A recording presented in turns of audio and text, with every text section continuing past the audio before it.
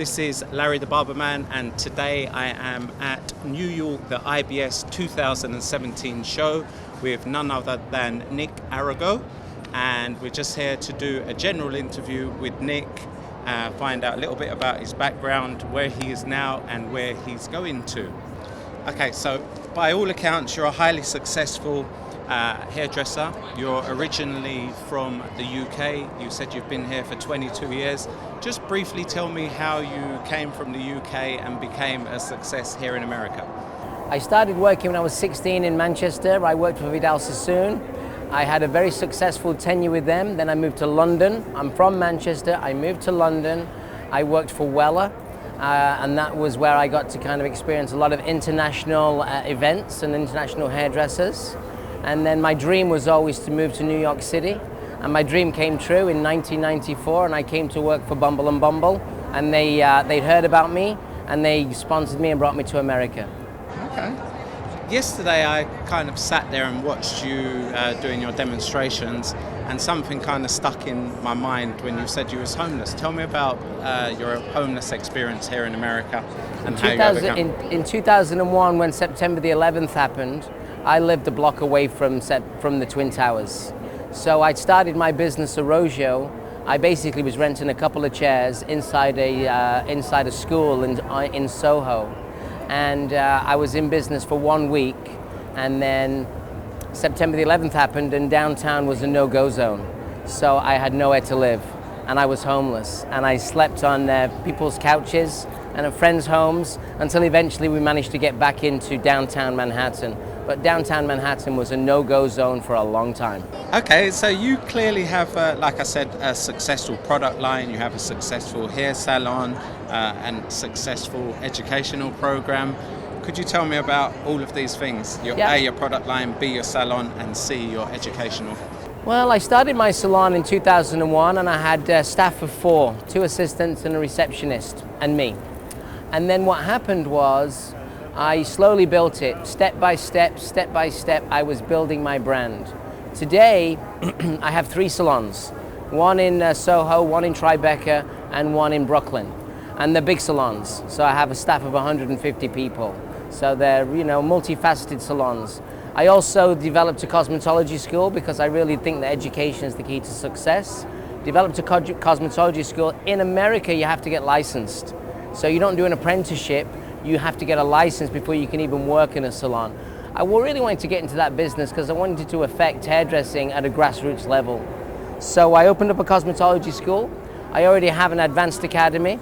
And then the final pillar was for me to do products. I've helped companies develop products for Aveda, KMS, for Weller, for Bumble. I've always been a person that they could consult with as their hairdresser. And ultimately, at a certain point, it was time for me to develop my own product line. So today, I have 3 salons. I have 2 product lines, Arrojo. American Wave is our new product line for curl. I also have a service called American Wave. It used to be called the Perm, and it's not a perm anymore, it's an American Wave. It's a texture service. Academy, cosmetology school. I got a lot going on. It's been a lot of fun. It's been a big journey, and I'm completely independent. So through hard work and dedication, and by always trying to be the best that I could be, I've managed to navigate my business into a multi-million-dollar enterprise, and it's really exciting. And being at the trade show here is a great place for me to meet new friends, share my culture, share my product, share everything that we do, and hopefully try to elevate hairdressing in America. And my goal is to not only elevate it in America, but also to elevate it worldwide. Okay, great answer. Another thing that stuck out for me yesterday when I was listening to your demonstration is the fact that you said in order to be a success in hairdressing, you need to specialize in something. What do you specialize in the area of education, and what do you specialize in your shop, maybe in terms of trends or hairstyles right now? Well, when I talk about specialization, what I really mean is you got to have, what's your USP? What's your unique selling point or your unique styling perspective, yeah? That to me is what it should be. And your USP has to change. It shouldn't stay the same because you're always in a state of reinvention. So I started hairdressing as a specialist in hair cutting, working for Vidal Sassoon, the art and craft of cutting hair with a scissor. When I left Vidal Sassoon, I decided to change my technique. I evolved and started to cut hair with a razor. So I cut hair with a switchblade, and that gives me a different finish and a different feel. Now we have American Wave, we've reinvented the perm. So basically, that's my specialty. And education's something that we really specialize in, and now I'm really focusing on is business education. Salon owners don't understand, a lot of salon owners don't necessarily understand how to make their business a success, because usually the path of a hairdresser is to become busy. Once you become successful behind the chair, more often than not, then it's time for you to venture into the next step of your journey. I share my unique perspective because I started my business in New York from very little, and I've grown it into a multi-million-dollar business with a lot of employees. And I share all of my trials and tribulations that I've learned. I've worked with some of the best companies, Vidal Sassoon, Weller. I always keep great company. Some of my mentors were people like Horst Rechelbacher, who created Aveda, Michael Gordon, who created Bumble, and a true mentor of mine was a gentleman by the name of Jerry Gordon. I found him when I came to America, and he was a legendary hairdresser from Chicago. So I'm just passing information through, and as I pass information through, I see that people listen, they learn, they evolve, and then we create success together.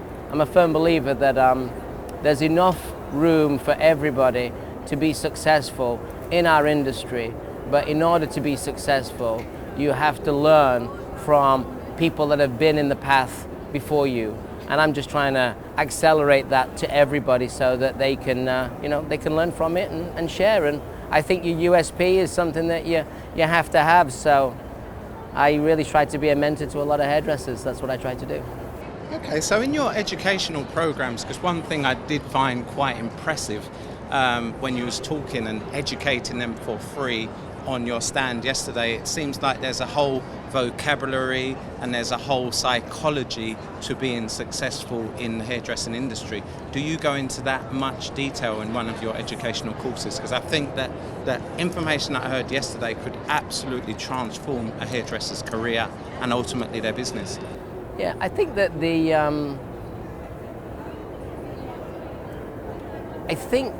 what we're doing is we try to systemize everything. So when you systemize something, you have a system, it's a path, it's a game plan. If people follow the game plan, they will succeed. The key to being successful is through education.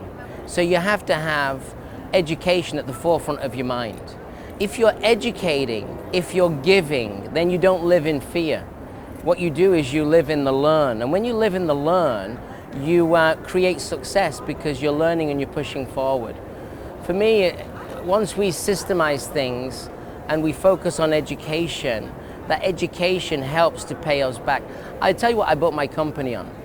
I built my company because I never had any money. I had no money. I don't come from money. Nobody gave me any money.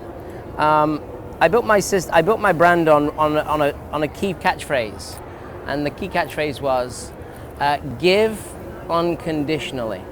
And what that means is, it means that if you can try and help somebody by doing something to help them on their way without having anything given back in return, you actually get a lot back in return. So it's kind of like walking the walk, talking the talk, and trying to strive to be somebody that can help people. And when you're doing that, you get caught up in the motion of it.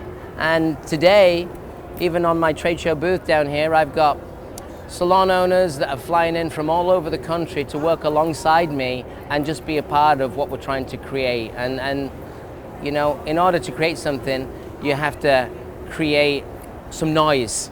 And we're constantly trying to create noise so that people can have something to listen to. Yeah, but it's all my business philosophy is based on practical knowledge. I always say the best hairdresser starts off as being the best sweeper, the best mirror cleaner, the best shampooer, the best comber. Yeah, I think it's real basic fundamentals that have helped me on my path. Okay, two more questions. 2017, what do you see as being the trends for 2017? Well, 2017, we're already focusing on the trend, and it's just the beginning of the year. Texture's coming back. Yeah, I've been in this journey for 35 years. If you was at the show here a few years ago, everybody had feathers in their hair. If you was at this show a few years before that, everybody was buying hair extensions. It was at the show, if you was at the show a few years before that, everyone was making their hair smooth. What's coming back is permanent wave. We're putting curl back into hair, and I'm pioneering that, and I know it's working because last year my American Wave service grew by over 100%, and this year it's already grown by 50% on last year. And at this show, we have had countless hairdressers sign up to get certified in it. So we start trends in the salon, and I'm starting a trend by creating a service that when I got into the industry, everybody did. But I can tell you, for the last 20 years, nobody's been perming hair. Texture's back. It's a great thing for salon owners to have a new service to offer to their clients. And we skipped a generation with the perm. So now it's time not to bring back the perm, but to bring back waving, and we call it American Wave. Okay. And last question, what practices or what things do you see in the hairdressing industry at the moment that you feel are killing it or doing it disjustice, and what do you think should be done to change that? Well, the biggest challenge that all hairdressing salons have is there used to be a thing called professional product. Professional product doesn't exist because of the internet and because of all the retail stores that carry all of the professional, supposedly professional lines. I think salon owners have to rethink where the money comes from. The money really does not come, the profit in a salon does not come from service. It really comes from retail. And until we start getting focused on that seriously, we will still have a low profit business. When you think about a restaurant, and you know it's New York, there's a restaurant on every corner. The money is not in the food, the money is in the bar. So that's where restaurants make a living. Here's what we need to do. We need to think of the retail area as the bar. And we need to get hairdressers to understand that if they recommend professional products or the products that they carry, and if they engage with their clients, they can raise the revenue and their profitability. And we need to take ownership of being the professional stylists. And I think that's a big piece of what we're trying to do as a company. The truth of the matter is, no one gets into hairdressing to sell shampoo. But the reality is, if you're not selling shampoo, you're not going to have a successful salon, because the reality is you have to look at that bar, otherwise known as the retail. You have to look at that and say, hey, the #1 restaurant in New York probably makes more money on the bar than they do on the food. The chef is a great chef, the people come in, but they make the money on the liquor. It's the same thing in a salon. We've got to turn that retail into real dollars, and we're trying to pioneer that, and we're doing it in a different way. We're doing it in a different way from distributors. We're doing it a different way as a manufacturer. And I'm in salons every day all over this country sharing my culture and my unique perspective on how to retail. And we've mentioned we have an academy. We actually have in our academy, we have a retail class. We can spend a full day learning the tools to sell. And if you understand the tools, then you're going to win. Okay, I love that analogy about restaurants making the money from the bar, because sometimes in industries, when you're on the inside looking in, you can't see it for what it is. Right. So what that analogy does, it takes them out of the box and they can see the hairdressing industry for what it really is. So Nick, thank you ever so much for sharing your time with me, sharing your words of wisdom. There's tons of nuggets that both hairdressers and barbers can take away from this interview. So I salute you, and carry on doing what you're doing and bring it back over to the UK at some point. I hope so. I look forward to it. Thank you.